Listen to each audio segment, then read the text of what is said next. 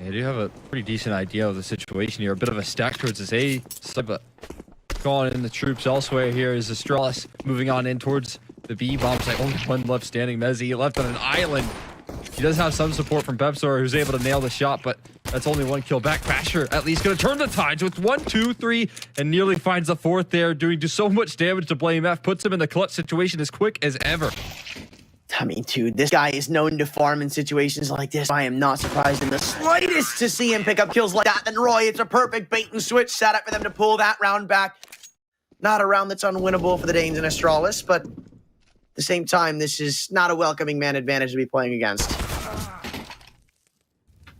Oh, and it continues. The woes here of Astralis just do not end as Roy finds another kill. Even things nice and contained. Blame F trying to activate here quickly, but not able to do so. And Roy is still stuck around, and Connector catching Mr. off guard as well. So things go from bad to worse.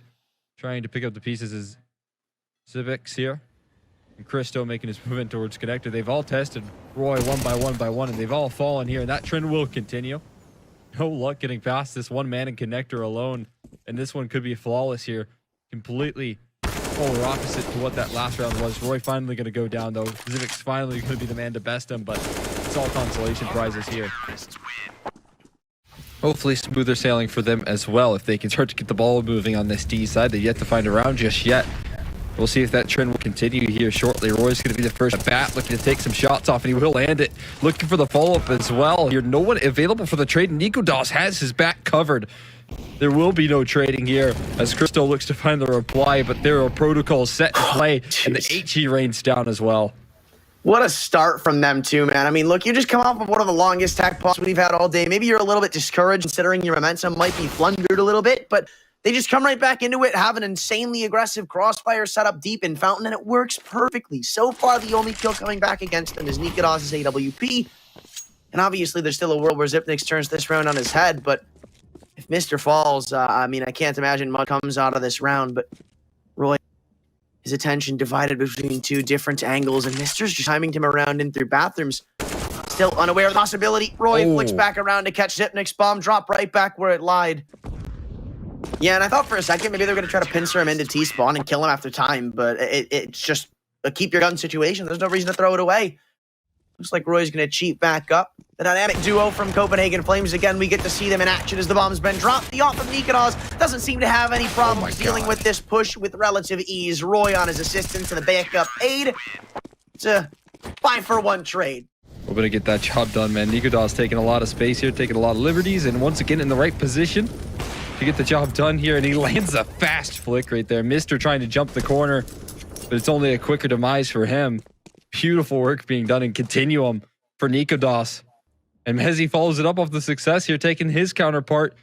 Right now, you've still got Xypnix on the wrong side of the map and Blame F moving forward to what could be his inevitable demise. Again, timing favors the bold, but the shadow also favors Roy, meaning this man disadvantage only creeps ever so much more evident against Astralis. With 50 seconds to go, they've still not gotten anywhere closer to what's going to be a hopeful bomb plant.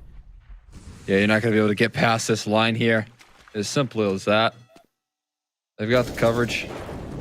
All different angles held fast, continuing to add to his tally as well. And nykytilan, well, he'll land the shot. That's what matters here. It forces Crystal in towards a very passive approach here and peeking out towards certain death. He knew his fate. They're going to push the issue in towards the short side, and they're going to wrap around Xypnix. There's no way he could be prepared for this sort of aggression. He's not going to catch it in time, and he will catch the bullets instead. Surprising, too, because Xypnix was ready for that push to come through, and that was literally just a raw aim duel that Fasher straight up won. Cut and dry is that, and with that in mind, they've taken water control. Obviously, they're not really going to hold on to it. It's just Fasher jiggling on the con side to see if they take presence. But, wait, I've just noticed Pepsor is in T-spawn. Yeah, that's a bit unfortunate. Kind of dicey. Glaive caught with his knife out, and Astralis kind of look, and nykytilan is still ever so much more posted on the angle. Won't be given any shadow advantages just yet, but as soon as they make noise into the A site, he'll know he's been timing. He'll go for the flank, and he'll shut this down without them having any of the wiser ideas to it. Good flashbang right there. Double entry coming through from Mr. and Crystal. Two of the young guns here on Astralis. Trying to deliver them their first round after long last, but they have to deal with this flank of nykytilan. He could catch him off guard. Blame F. He doesn't fully clear him, but he won't be able to react in time here. Won't be able to chamber in a second shot. It's going to make this retake all the more unlikely, but the molly forces Mr. into a bad position. BlameF going to continue his endeavor, but Pepzer, he has to close this one out. He catches the head, but BlameF, but it confirms his location. Pepzer continuing to press the issue. BlameF has his number, but no, he cannot convert the clutch, and Fnatic, they will not give over a single round. Inches away from a party peak, and for the time being, it's kind of spotted out, but instead of committing to the duel, he just takes the information, gives it to his team, and backs away. The B site compromise is now going to be pretty much a retake effort.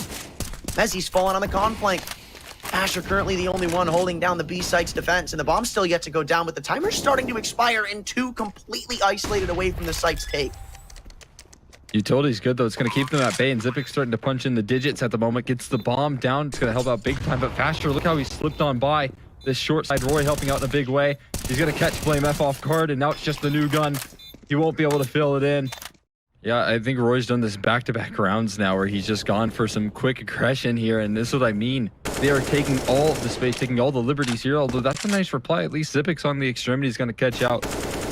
Pepzer on the lurk here. He's looking for more. He sticks around maybe a little bit too long as Fasher follows up right behind him, and of course Fasher's going to find the trade. You've got 20 seconds to get into front bathrooms, get onto the site, and then trade out nykytilan and get the bomb down. Seems a bit unrealistic if you ask me, especially now that both of the remaining players have been spotted. nykytilan no reason to overcommit as he even gets ready to go back in for a peek to shut down the bomb. In front bath, he may fall, but still, even if he doesn't, there's just simply not enough time left. Closing it out is the op, and nykytilan, another hat trick for him. At 11, they move up to. It's unbeknownst to anyone on Fnatic just yet. Yeah, well, eventually they're going to activate up and into the bomb site again. They have to break through this crossfire, which has given them so many troubles before, but they do it finally with a couple of pistols. Guns to be picked up too. And they've got to walk into the belly of the beast to try to pull this one back off. One of the ops even posted over at long. It's a deadly angle to be holding from Zipnix, the one to wield it. And that's a beautiful shot from BlameF. That might just lock down the round. I don't think you can possibly bring this one back. Even knowing both of them are going to be over towards the bathroom side, it's just simply impossible to pull off. Lining up, Christo's finally got it. Astralis, it took them 12 rounds to get here, but they're finally on the board. Let them have bathrooms. Let them come up and into A. Who cares, man? As so long as you've got CT spawn control, you're fine. Even flashing deep and along. Here's where we get to see that 2-man setup, and Roy shuts it down single-handedly, needing to recover the bomb, but Roy won't let you. Already 3 players hit the dust. nykytilan to his assistance in bathrooms ensures his flank is covered. And you think maybe the flashbang can help you, but he's even dodged it and played anti-flash. You've got to come right back into his crossfire too if you want to try to pull this back. But again, it's Roy we're talking about. These aren't kills he drops simple-handedly. You've got to earn some insane amount of aim keys. Damage, and immediately Fnatic, they do reply right on back. Yeah, I think they got Roy right where they want him though after that last round. Isolated, sure, but willing to do the damage, of course. And again, the immediate headshots rain on out. No trade, and another multi-kill to open up proceedings here. He's on 172 ADR. Now we're certainly not getting that individual reply here from anyone on Astralis. BlameF has been the one to kind of deliver some of that, but that's a tough task here. Pepzer looking to get a multi-kill of his own, and he does just that. It's just Christo left into a 1v3 here. Opportunities to isolate, but denied by Fasher. I think it's just kind of about saving face a little bit now if you're Astralis. Yeah, building up some pride here. They're potentially collecting their first loss, and this time nykytilan, he's connecting in connector.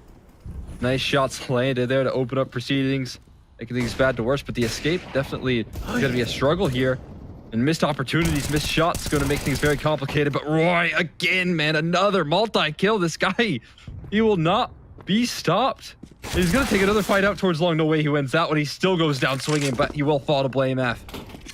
Faster's not really set up that well with him. You land the 1 bullet, and maybe you can pull this one back in the 1v2 post-plant world. But that's a fairy tale land that we are simply not living in. Mezzi, it really doesn't get more one-sided than this. Fnatic.